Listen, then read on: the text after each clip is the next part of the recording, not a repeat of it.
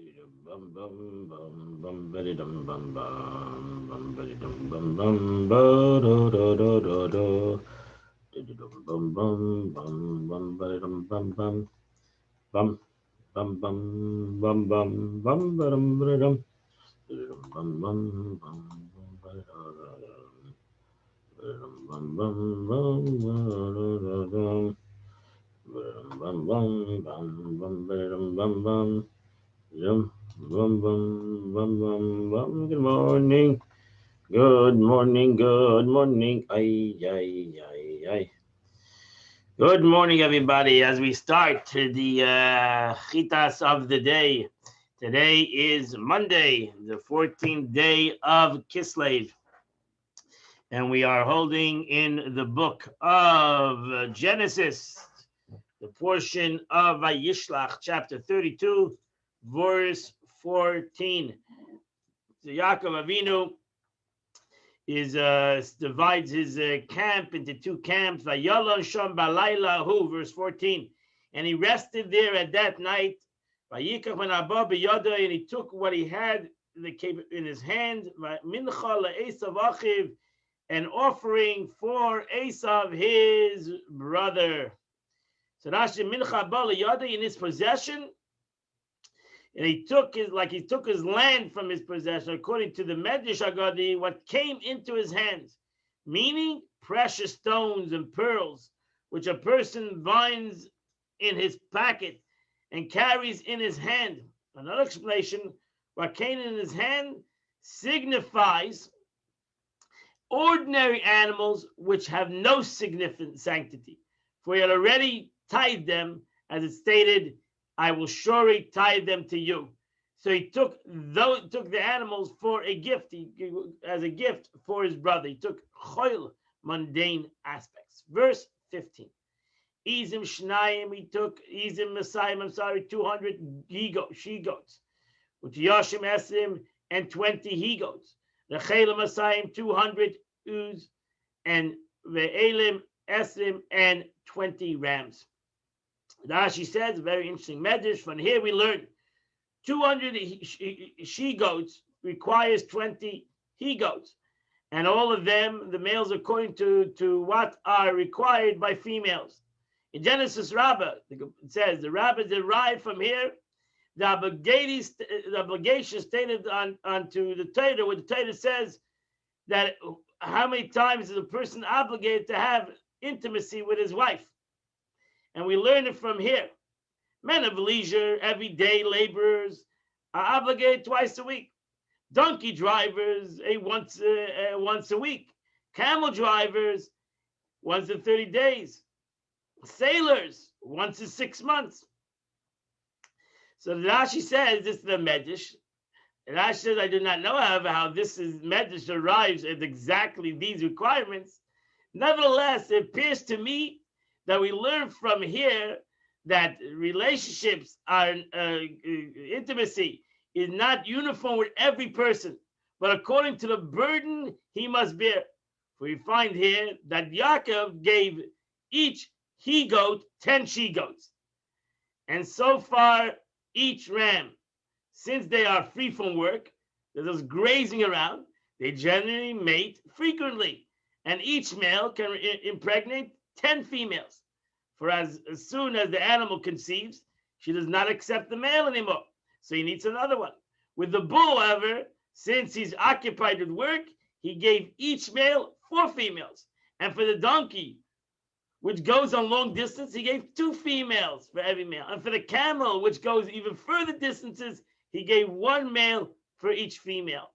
So Rashi says we can maybe the Medrash learn from the way Yaakov Avinu gave each male had a certain amount of female. In animals, we can learn also to a human being how many times is he obligated, is a man obligated to make happy his wife per week. Okay, verse 16. They're nursing camels with their young, 40 cows and 10 bulls, 20 she donkeys and 10 donkeys. So Rashi says, nursing 30 nursing camels, Benehem, and they're young with them, according to the Medrash Haggadah. The word of Benehem means Benehem, with their builders, those who impregnated them. That's what it meant. A male corresponding to a female. That's what it really means. But since the camel is discreet in mating, Scripture does not publicize it because they are very modest camels. The and he donkeys, male donkeys. Okay, verse 17. He put it in the hands of his servants. He gave it the hands of each herd individually. He told the servants, evil of fun of go pass in front of me and make space between each and every group.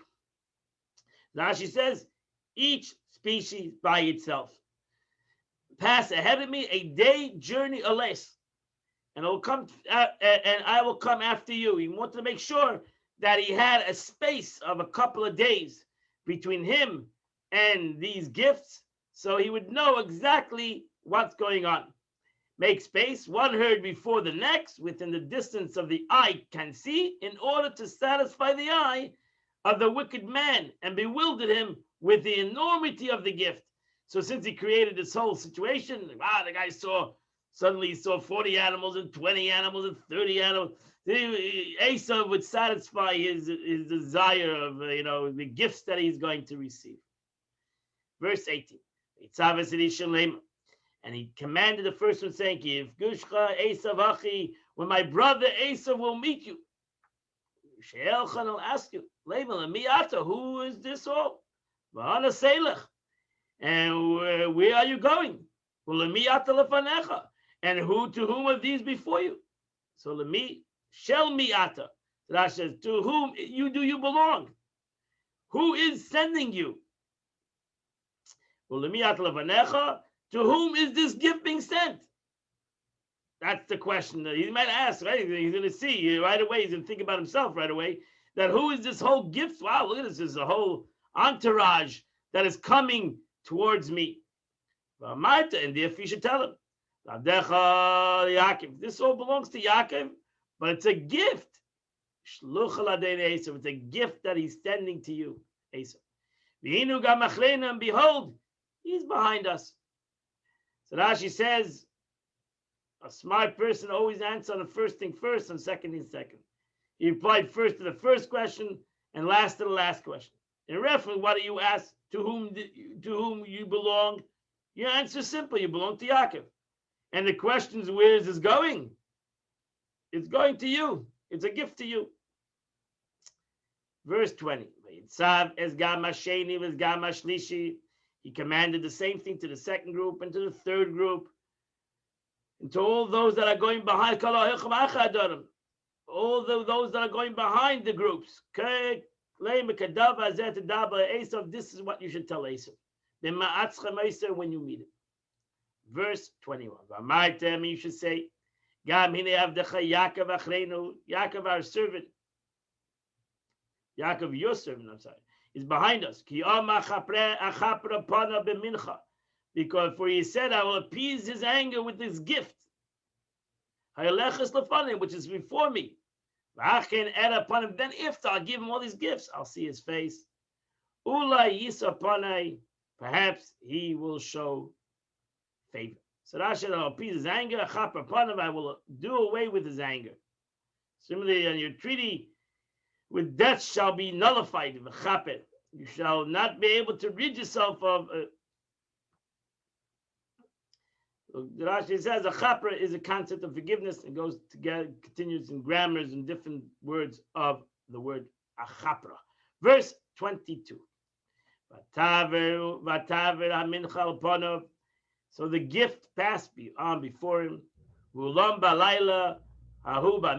he lodged that night in the camp. So Rashi says al panav, on his face, means lifanav, before him. It went before him. Verse 23. He got up at that night. He took his two wives, and his two maidservants, and his 11 children. Vayaves Yaver Mavak, and he crossed the ford of Jabbok. So Rashi says, it says it's 11 children, but he had a 12th child. Well, where was Dinah? We know that Benjamin was not born, but Dinah was born, so there were 12 children, 11 boys, and a 12th girl. So Rashi says, the Medrash says he put her in a chest, and he locked her in there, so that Esav should not set eyes on her. And that was not right. Therefore, Jacob was punished for holding her from her brother. Because had he married her, perhaps she would have caused him to improve his ways. And she fell into the hands of Shechem, which is the story that follows. Yabak is the name of a river. He crossed over the river Yabak. Verse 24.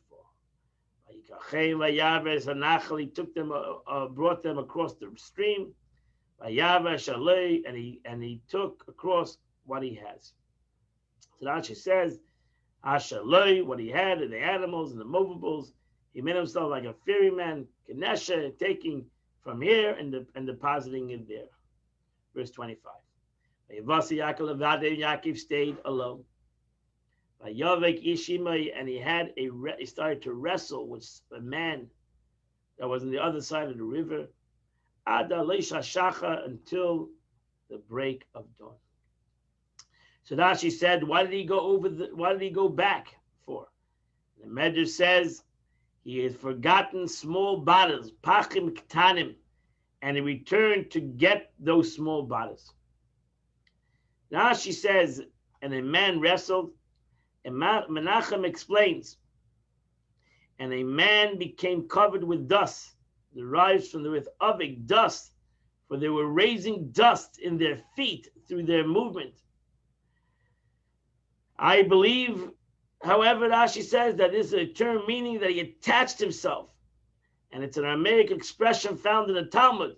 After it became attached, davik, and they became like so entangled, they got in such a fight.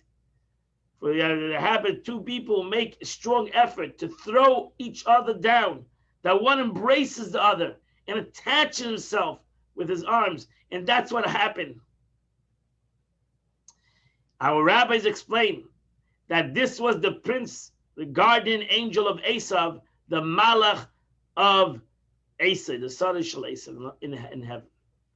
Verse 26. And the angel saw, this guy saw he could not overcome him. So he touched him in the socket of his hip. And the socket of Jacob's hip became dislocated. He did dislocate the first dislocated hip in the Torah. In his struggles with him. So Rashi says, he touched the socket of his hip. The upper thigh bone that thrust into the hip bone is called a kaf, ladle, because it's like the flesh is sort of a pot ladle. It's like a socket goes into the upper part of the hip. Became dislocated. It became dislocated from its joint. And similarly, we find this also taka is my soul is alienated from you. It's separated. So taka means to be separated. Verse 27. And he said to him, Shalcheni. The angel said to Yaakov, let me go. Because the dawn has come. He said, no, I'm not letting you go. The only way you're going to let you go is going to bless me. She says, the morning as the sun has risen, and I have to go say praises to HaKadosh Baruch Hu in heaven. So Rashi says, unless you bless me, acknowledge me, the blessings which my father blessed me. You are the Sarei Shel Esav. You are the prince of Esav, the angel of Esav above. You need to acknowledge that the blessings that I got from my father were right. So you need to go against the Esav here in this world and make sure that upper worlds I'm taken care Vayemes, he told him, Mash Mecha, what is your name? Vayem Yaakov, and Yaakov told him, my name is Yaakov. Vayemes, so the angels told him, Lo Yaakov Yemer Oit Shimcha. Your name shall now no more be Yaakov Kim Yisrael. Your name is going to be Yisrael. Kisarisil Lakim, because you have commanded power with the angels of God, the Manoshim and with men, Batuchal, and you have prevailed. So Rashi says, it shall no longer be said that the blessings came to you through trickery, akava, and deceit, but with nobility and Ob Yisrael, and with ultimately the Holy One, blessed be He, will reveal Himself to you in Bethel, and it will change your name. So the angel prophesies what would happen, and there will bless you, and I will be there. He then acknowledged them, that acknowledged to Yaakov's blessings. This is the meaning. What is written: he strove with the angels, and he prevailed over him. He wept and supplicated him, meaning that the angel wept and supplicated him. With what did he supplicate him? In Bethel, with finding him, and there he will speak to him at dusk. So he told him what he's going to tell him later. Wait for me until he speaks with us there. Jacob, however, did not consent to release the angel, and against the angel's will, the angel, acknowledged them, the blessings, as being Jacob's. So the angel said, let's wait till you get to Bethel. And Jacob said, no, I want you to do it now. I'm sorry, because he knew he wants to meet Esav, and he has to get Esav now to change his mind, to accept what he did. This is the meaning, and he blessed him there and treated him to wait, but he did not wish to do so, and he is forced to give him the blessing, to consent at this present time. Yamanoshav, Esav, and Lavan, you fought against Esav, you fought against Yavam, Batuchal, and you prevailed over them. Yishal, verse 30. Yishal Yaakov, and Yaakov said to the angel, Ma Shmecha, what is your name? Vayema, and the angel said, Lama zatil shalashmi, why do you ask me my name? Vayevarach Oisei Sham, and he blessed him there. So Rashi says, what does it mean, why you asking me my name? And he meant to say, we have no permanent name. Our names change, all according to the service we are commanded to do in the mission upon which we are sent, and that is our name. And that ends beautiful today's Chumash of the day. We are now going to go to the Tanya of the day, and we continue in the Kuntis Achrei, in the essay number 6, beautiful essay of the Alter Rebbe. The Alter Rebbe over here comes and teaches us an interesting story that happened in Tanakh, where David HaMelech called the Torah, David, you call them songs. You call them songs. You call the Torah songs. And the Eibishter got a little bit upset that David HaMelech would call the Torah songs. The Torah is law. Why would David HaMelech call it songs? So the Alter Rebbe said, when David HaMelech was punished, and why he called the songs. The Alter Rebbe says in the Zohar we find the expression, the praises of Torah and its songs. So we also find in the Zohar this expression. So why would David HaMelech call it songs? Why would the Zohar also call it songs? So let us understand, what is the praises of God when a particular object is forbidden or permitted? What is the praises? What is the meaning? These are laws, seemingly. What it means that the praises, that these are songs. Why would David HaMelech say that? The Alter Rebbe says, similar concept is implicit in the verse, my God, Lumasech Hashem, how great are your works, God. Moed Amchu Machshavesech oh God, your thoughts are so very deep. So we have it. It's interesting that we speak about the greatness of the works of God before even the greatness of his thoughts. So why? It is known all the worlds, the exalted ones and the lowly worlds, are dependent on being meticulous in one single mitzvah. Derech mashal. Alter Rebbe gives an example. Carbon kosher. If you bring a sacrifice and it's kosher, Nasi Yichud Elyon creates a supernal union. Va'oilin koloi lames, and all the worlds go up lekabel chayusum v'shefam, to go up and receive its life force and its spiritual sustenance. The imshina, if a person would change a carbon in any way, even that's a kosher animal, but he took it shekibel adam b'smail. The Torah says you have to take the blood with your right hand, and he took it with your left hand. What's the difference? It took the blood, but I took it with my left hand. I went a little bit, I deviated a little bit. What's so terrible? If instead of my right hand, I took my left hand. Or you took it with not the right vessel.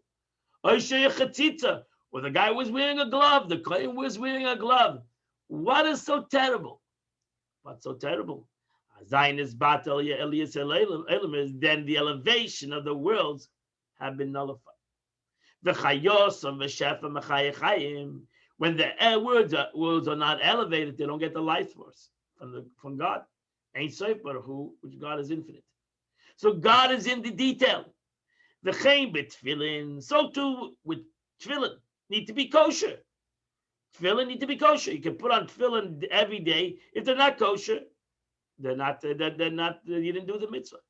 Because when you put on tefillin, there's a reveal. You reveal in the supernal intellect of Zah, mentioned many times.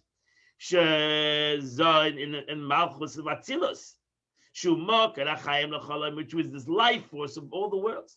So when I put on tefillin, and I had to make sure that tefillin are kosher, and with one omission, one mistake, one letter in your tefillin is not kosher. Your tefillin box has a little bit, it's not four corners, it's dented. You have now stopped the flow of energy. The life force from above does not come down to below. And it requires detail that invalidate and the intellect departs. And the same implies with the detailed requirements of the prohibitions, of the Torah prohibitions. Everything, God is in the detail. Every aspect is detailed, needs to be kol chasa. Hilkach, now you understand what it means. Let one therefore ponder how great the works of God and the multiplicity of the worlds and all their hosts. My God, l'masech Hashem. How unbelievable the works of the Eibishter are.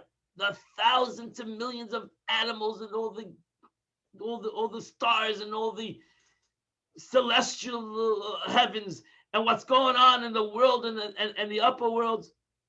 And all of this is nothing.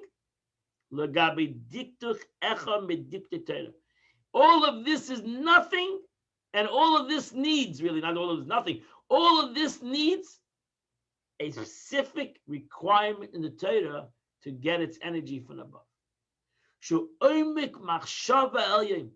And that's why it says, my God, when a person looks and says how beautiful this world is and how great it is, but it's all nothing to a simple halacha, to a simple law, and not only to a simple law, but to the details of the law, that it needs to be done exactly according to its detail. Wow, you see the great superb knowledge. You see the great essence of HaKadosh Baruch Hu. For its profundity, profundity of the supreme thought and divine wisdom. I should be dig the cloud, for through the observance of one minor specification, Oilim kol oilams. All the worlds ascend. Kab lechayusim b'shefa. And they receive their life force and spiritual sustenance. Oilehepach, or reverse. If God forbid you don't do it exactly according to the law, God forbid you can have a detachment from the upper worlds to the lower worlds. Then it's about the God also from this we see that we may ponder the depthness of the wisdom of a God, which is boundless and endless. And which is infinitely, it transcends vitality of all the worlds. Because all the worlds get their life force from a minor requirement of God's thought. A minor requirement. God's thought, who is infinite, comes into a halacha, Jewish law, and not only a Jewish law, but a diktuk, a specific, the way the law needs to be exactly. And through that exact concept in Jewish law, the whole world has its existence. Analogies to a man's here, issue from his brain, who could know about Tikkunim, as is brought down in Tikkun, in Tikkun Zayda, and at Ida Rabbah, how unbelievable everything comes from the life force of God's machshava, but it all comes through an action, physical action that a Jew does here in this world. This was the delight. That's why David HaMelech called the Torah a song. May he rest in peace. For as he sang to gladness of his heart in his Torah study during his time of anguish, he was overjoyed when he contemplated how the entire world is of no account relative to one minor specific detail in the Torah. So how can the world affect him if there's nothing? The whole world gets his whole life force from one little detail in the Torah. And therefore he said, how beautiful, what a beautiful thing the Torah is. And that's why he called it a song. He called it a song. And now that finished the Tanya of the day. Today, as I mentioned, is the 14th day of the month of Kislev, which the Tehillim, Psalms today is from chapter 72 till chapter 76. 72, 73, 74, 75, and 76. And we have done Chitas of the day. Have a beautiful day. Have a wonderful day. Have a happy day. And God bless you all. And go do one mitzvah and do it kil chasa, like the law says it. Have a wonderful day.